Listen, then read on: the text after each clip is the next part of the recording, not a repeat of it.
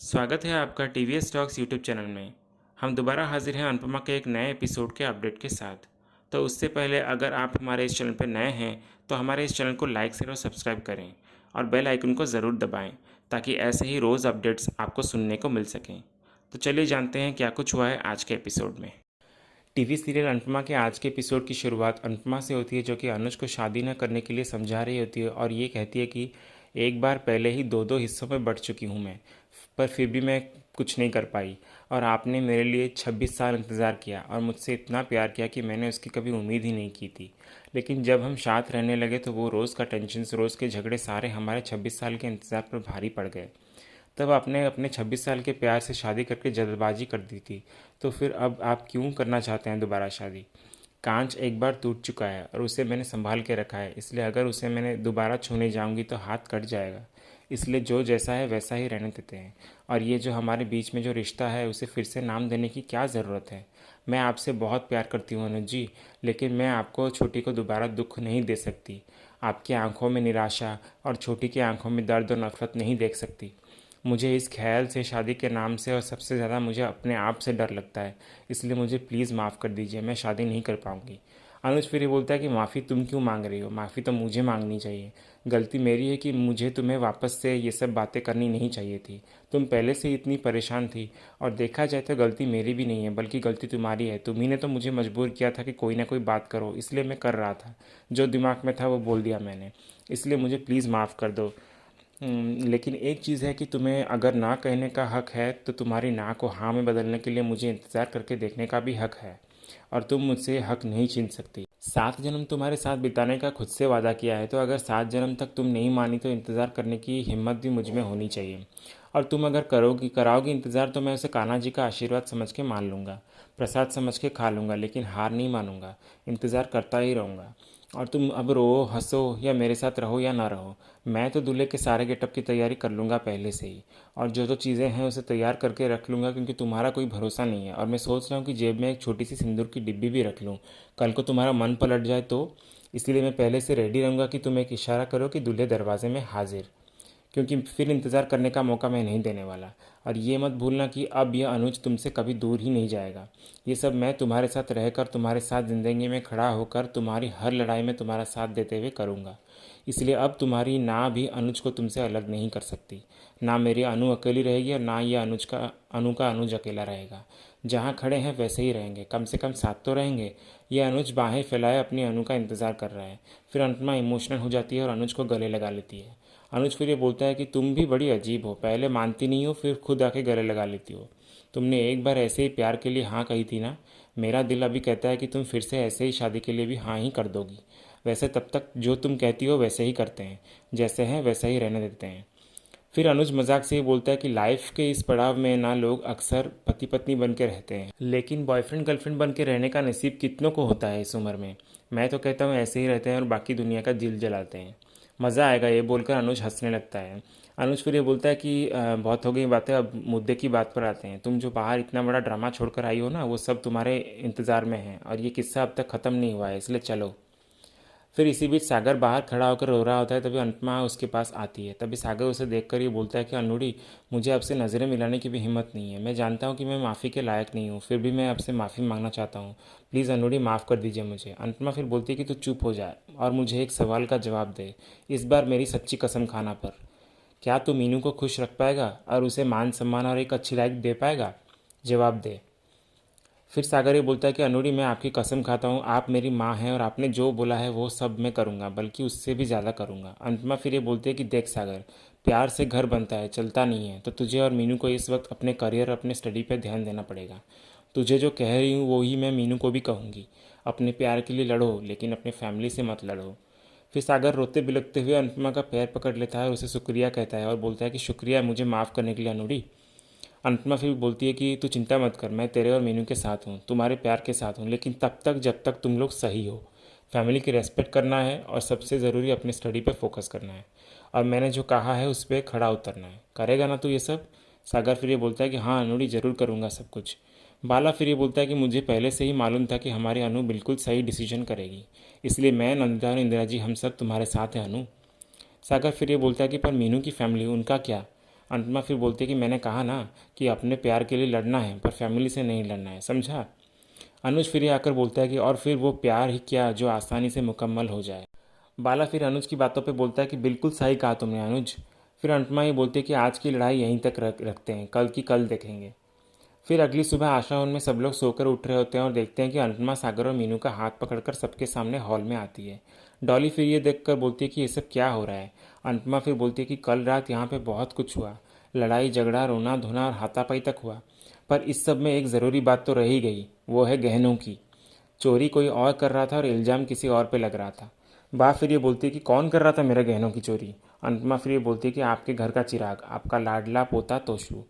तोशू फिर ये बोलता है कि आप कैसे कैसे बिना किसी प्रूफ के मुझ पे इल्ज़ाम लगा सकती है। अनुपमा फिर बोलती है कि तू चुप कर, मेरी बात अब तक ख़त्म नहीं हुई, और अगर मेरे पास प्रूफ होता ना तो तू यहाँ पे खड़ा नहीं होता, सीधा जेल में होता अभी।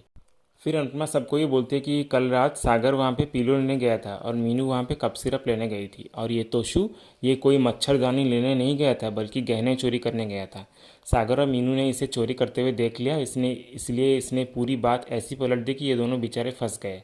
खैर इसके बारे में बाद में बात करते हैं, लेकिन मैं बस इतना बोलना चाहती हूँ कि मीनू और सागर ने एक दूसरे को अपना लाइफ पार्टनर बनाने का डिसीजन ले लिया है और उनके साथ मैं हूँ। डॉली फिर अनुपमा को आकर कहती है कि क्या बकवास कर रही हैं आप, होश में तो हैं आप। अनुपमा फिर बोलती है कि होश में भी हूँ और खुश भी हूँ, क्योंकि आजकल के ज़माने में जहाँ बच्चे बस पैसों के पीछे भागते हैं वहाँ पर ये दोनों ने प्यार को चुना है, और इन्होंने वादा किया है कि ये लोग अपना पूरा ध्यान इस वक्त अपने करियर पर लगाएंगे, पहले कुछ बनेंगे और फिर शादी करेंगे। और ये लोग ऐसा कुछ नहीं करेंगे जिससे फैमिली का सर झुक जाए, इसलिए मैं इनके साथ हूँ। डॉली फिर अनुपमा को ये कहती है कि अगर मीनू की जगह आपकी खुद की सगी बेटी होती तो तब आप यही करती क्या, एक ऑटो वाले के साथ शादी करने के लिए उकसाती उसे। अनुपमा फिर बोलती है कि डॉली बहन, आप मुझे इतने वर्षों से जानती है कि मेरे लिए प्यार के सामने पैसों की कोई अहमियत नहीं है। मैंने इन दोनों में से किसी को नहीं उकसाया, मैं बस यही कह रही हूँ कि ये दोनों फैसला ले चुके हैं और मैं उनके साथ हूँ। डॉली फिर दूसरी तरफ गुस्सा हो जाती है और बाहर जाके सारे पौधों के गमलों को गुस्से से फेंक रही होती है। तभी तोशू आकर ये बोलता है कि डॉली फिर आराम से। डॉली फिर बोलती है कि तोशू गलती से भी मुझे समझाने की कोशिश मत करना, वरना ये गमला सीधा तेरे सर पर फोड़ दूंगी। मेरा दिमाग वैसे भी गर्म है, इसलिए तू अभी यहाँ से जा। तोशू फिर ये बोलता है कि अगर मैं चला गया तो आप अकेली रह जाएंगी और कोई भी जंग अकेले नहीं जीत सकते। डॉली फिर ये बोलती है कि तू मेरा साथ क्यों देगा भला। तोशू फिर ये बोलता है कि आपकी जगह कोई और होता तो भी मैं उसी का साथ देता, क्योंकि मैं भी मम्मी के अगेंस्ट हूँ। मम्मी का घमंड और उनकी मनमानी दोनों से मुझे बहुत दिक्कत है। इसलिए डॉली फिर मैं तो कहता हूँ कि ये प्रॉपर्टी के झगड़े को एक साइड रखते हैं और आपस में हाथ मिला लेते हैं। एक बात सोचिए ज़रा, घर फ्लैट पेंट हाउस ये सब तो बनते ही रहेंगे, लेकिन बेटी तो आपकी एक ही है ना, वो तो वापस नहीं आएगी ना। अगर वो हाथ से निकल गई तो क्या करेंगे आप। इसलिए ठंडे दिमाग से सोचिए और ये गमले अच्छे से रख दीजिएगा, वरना मम्मी मुझसे काम कराएगी। ये बोलकर तोशू वहाँ से चला जाता है। फिर सीरियल के अगले सीन में दिखाया जाता है कि अनुपमा बापूजी को दवाई खिला रही होती है, तभी बाघ गुस्से से आकर अनुपमा को ये कहती है कि कायदे से उस लड़के सागर के कान खींचकर तुझे उसे बाहर निकालना चाहिए, पर तू है कि उसके सर पे सेहरा बांध रही है। ये मत भूल, रिश्ते और शादी बराबरी में होते हैं। एक डॉक्टर है और एक ऑटो वाला, क्या मेल है इसमें। माना कि उस लड़के का दिल साफ होगा, पर है तो वो गरीब ना, और ऊपर से अनाथ भी। लोग ना दिल नहीं देखते बल्कि लोग पैसे देखते हैं, और समाज हंसेगा हम पे कि लड़की को तो पढ़ा लिखा के डॉक्टर बना दिया और दामाद एक ऑटो वाले को लेकर आ गए।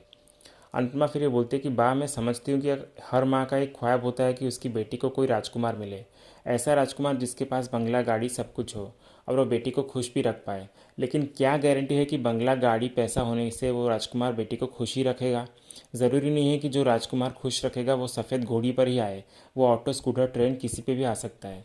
बा फिर ये बोलती है कि तू जो कह रही है उसे राजकुमार नहीं बल्कि उसे आम आदमी कहते हैं, और मुझे मीनू के लिए ऐसा लड़का नहीं चाहिए। मैं मीनू के लिए ऐसा दामाद ढूंढना चाहती हूँ जिसके पास बड़ा घर और गाड़ी हो।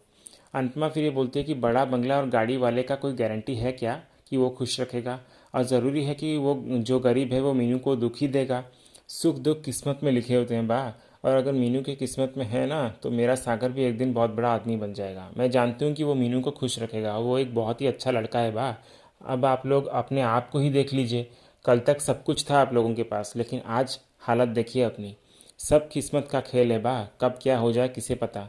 पैसा कमाया जा सकता है, लेकिन अगर इंसान गलत मिला ना तो उसे सुधारा नहीं जा सकता।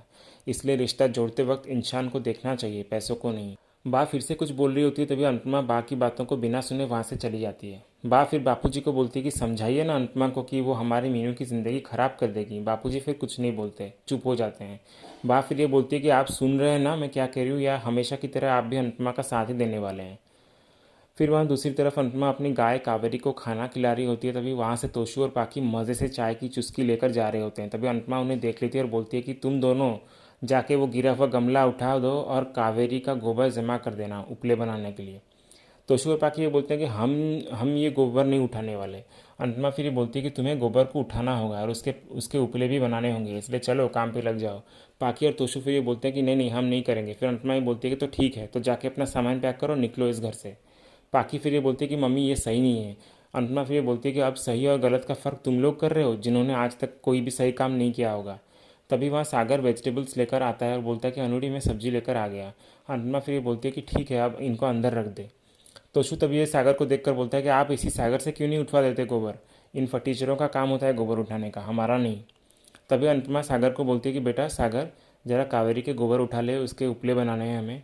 फिर सागर बिना कुछ सोचे गोबर उठाता है और तभी अनुपमा तोशु और पाकी को ये बोलती है कि देखा ये है मेरा बेटा, माँ ने एक बार कहा और ये मान गया।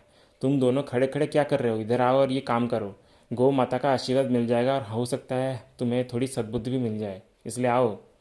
फिर पाकी और तोशु आते हैं और गोबर उठाने का काम करते हैं। तभी वहाँ दूर खड़ी डिम्पी ये सब देख रही होती है और गुस्से से अंदर चली जाती है। अनुपमा फिर तोशु को और पाकी को बोलती है कि कभी किसी को नीचा मत दिखाना, क्योंकि किस्मत का कोई भरोसा नहीं होता, कब तुम्हें उससे भी नीचे लाकर खड़ा कर दे पता भी नहीं चलेगा। वे इसलिए विनम्रता और तमीज़ हमेशा अपने पास रखो, क्योंकि यही ज़िंदगी भर काम आएगी। फिर वहाँ दूसरी तरफ डिम्पी टीटू को ये गुस्से से कहती कि घर नहीं है जेल है और मम्मी यहाँ की जेलर है, सांस तक उनसे पूछ के लेने पड़ती है। मम्मी ने हम सबको नौकर बना के रखा है। अंश को कहती है कि गाय को पानी पिलाओ और मुझे कहती है कि पूरे गली का झाड़ू लगवाओ, पुण्य मिलेगा, पुण्य माय फुट। टीटू फिर ये बोलता है कि डिम्पी इस घर में हर कोई काम कर रहा है लेकिन ओवर रिएक्ट सिर्फ तुम ही कर रही हो। डिम्पी फिर बोलती है कि जिसको काम करना है वो करे, पर मुझसे और काम नहीं होगा और मैं अनुपमा जोशी की गुलाम नहीं बन सकती। घर में रहने दिया है इसका मतलब उन्होंने खरीद लिया है क्या हमको, समझती क्या है वो अपने आप को। किंजल तभी वहाँ आती है, बोलती है कि वो अपने आप को माँ समझती है इसलिए उन्होंने इसी नाते हमारी हेल्प की। डिम्पी फिर बोलती है कि बात बात पे ताने देती है, दिन भर हमसे काम करवाती है। किंजल फिर ये बोलती है कि तो क्या हो गया, काम तो सब लोग करते हैं ना और काम करना कोई बुरी बात नहीं है, और सबसे ज़्यादा काम यहाँ पे मम्मी करती है और तुम्हें पता है कि उन पे कितना प्रेशर है, प्रॉपर्टी का टैक्स भरना होता है उन्हें, और घर घर में इतने सारे लोग हैं, उनके रहने खाने का खर्चा सब कुछ मम्मी कर रही है, और उसके ऊपर वो तुम्हारे तोशु पाकी और फुई की बदतमीजियाँ भी बर्दाश्त कर रही है। डिम्पी ज़रा सोचो, अगर मम्मी हमारी हेल्प नहीं करती तो हम कहाँ जाते, उन्होंने हमारी हेल्प की है तो उनका एहसान मानो। टीटू फिर किंजल को कहता है कि रहने दीजिए भाभी, कोई फ़ायदा नहीं है क्योंकि डिम्पी को कुछ समझ में नहीं आने वाला। ये बोलकर टीटू वहाँ से चला जाता है। किंजल फिर डिम्पी को ये कहती है कि और समझाती है कि मैं एक बड़ी बहन की तरह तुमसे बोल रही हूँ कि तुम मुंबई चली जाओ, तुम अपने हिस्से के लिए लड़ती लड़ती रहना, कौन मना कर रहा है, लेकिन तुम्हारा अपना खुद का घर है तो तुम यहाँ क्यों रह रही हो डिम्पी, तुम यहाँ खुश नहीं हो। और वो बेचारा टीटू यहाँ पे रहना भी नहीं चाहता, लेकिन तुम्हारे और अंश की वजह से वो यहाँ एडजस्ट भी कर रहा है। डिम्पी क्या तुम नहीं चाहते कि अंश एक कंफर्टेबल लाइफ जिए। किंजल फिर ये बोलते कि जाने को तो मैं भी अपने मॉम के घर जा सकती हूँ, लेकिन अगर मैं काव्या और पापा की तरह घर छोड़कर चली गई ना तो बा अकेली रह जाएंगी, ईशानी और माही का बोझ फिर मम्मी पे आ जाएगा और वो मैं नहीं चाहती।